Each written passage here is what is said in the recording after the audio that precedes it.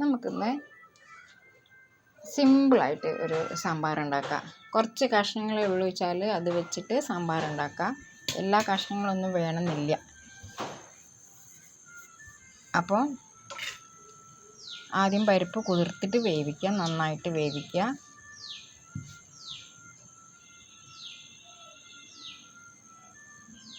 ഇത് ഇത്ര കഷ്ണം കൊണ്ടാണ് സാമ്പാർ ഉണ്ടാക്കുന്നത്. വഴുതന, വെണ്ടയ്ക്ക, ഒരു 3 വെണ്ടയ്ക്ക, ഒരു വഴുതന, 2 തക്കാളി.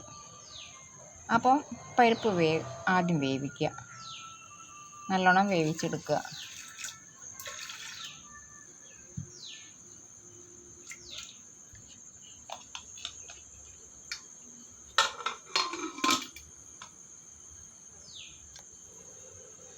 പരിപ്പ് നന്നായിട്ട് വെന്തു.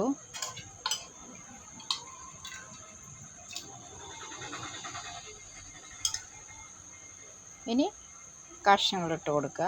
വെണ്ട, തക്കാളി, വഴുതന ഒന്നിച്ച് ചേർത്ത് കൊടുക്കുക.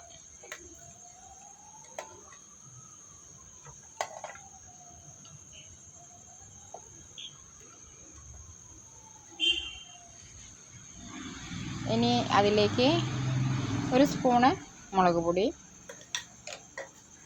1/2 ടീസ്പൂൺ മഞ്ഞൾപ്പൊടി,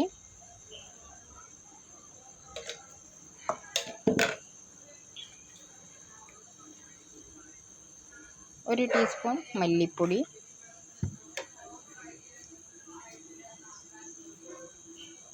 1 ടീസ്പൂൺ ഉപ്പുപൊടി. ഉപ്പ് പാകത്തിന് ചേർത്താൽ മതി. ഉപ്പ് ചിലർക്ക് കൂടുതൽ വേണ്ടി വരും, ചിലർക്ക് കുറവ്. ഇത് സാമ്പാർ പൊടിയാണ്, ഈ പൊടിയാണ് ഉപയോഗിച്ചത്.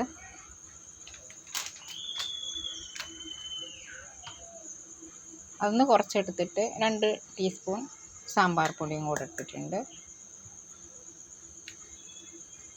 കുറച്ച് പുളി പിഴിഞ്ഞ് ഒഴിക്കുക.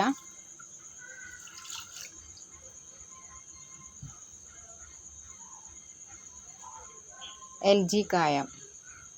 ഇനി LG കായം ഇല്ലെങ്കിൽ നമുക്ക് കിട്ടുന്ന കായം ഉപയോഗിക്കാം. ഞാൻ അധികം LG കായാണ് ഉപയോഗിക്കൽ.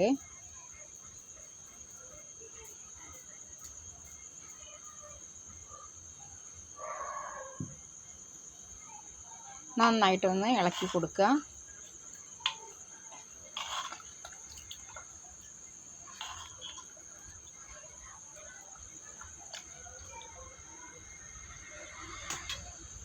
കുക്കർ മൂടുമ്പോൾ വെയിറ്റ് ഇട്ട് കൊടുക്കണ്ട. വിസിൽ വന്നാൽ ഇത് ഉടഞ്ഞു പോകും. വെണ്ടയ്ക്ക എല്ലാം കൂടെ ഉടഞ്ഞു പോയിട്ട് വല്ലാതാവും. അപ്പം വെയിറ്റ് ഇട്ട് കൊടുക്കാണ്ട് തിളപ്പിച്ചെടുക്കുക. ഇനി വറവാണ്. ഉലുവ ഇട്ട് കൊടുക്കും. ഉലുവ ആദ്യം ഇട്ട് കൊടുക്കുക.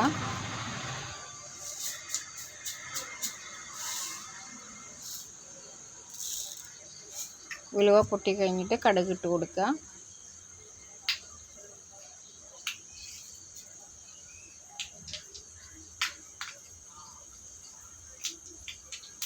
കടുകും പൊട്ടി കഴിഞ്ഞിട്ട്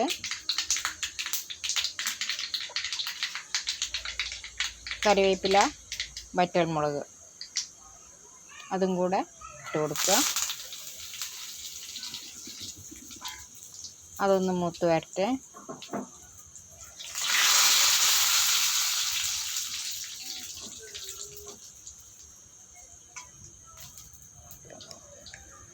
നന്നായിട്ട് അത് മൂത്ത് വന്നു.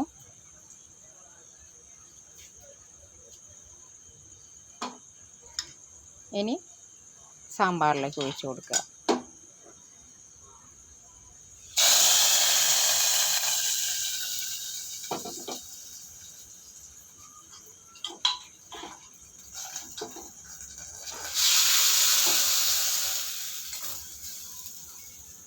ഇത് നമുക്ക് കഷ്ണങ്ങളൊന്നും ഇല്ലെങ്കിൽ സിമ്പിൾ കറിയാക്കിയിട്ട് പെട്ടെന്ന് ചെയ്യാവുന്ന ഒരു കറിയാണ്.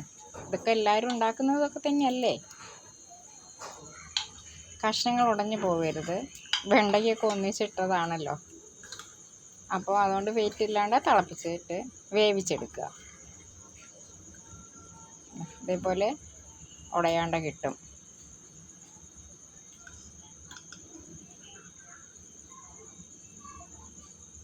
കഷ്ണം ഉടഞ്ഞിട്ടില്ല.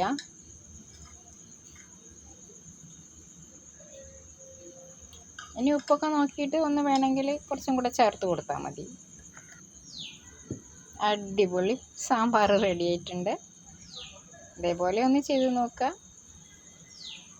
എല്ലാവരും ഒന്ന് ചെയ്ത് നോക്കുക, അഭിപ്രായം പറയാം. Thank you.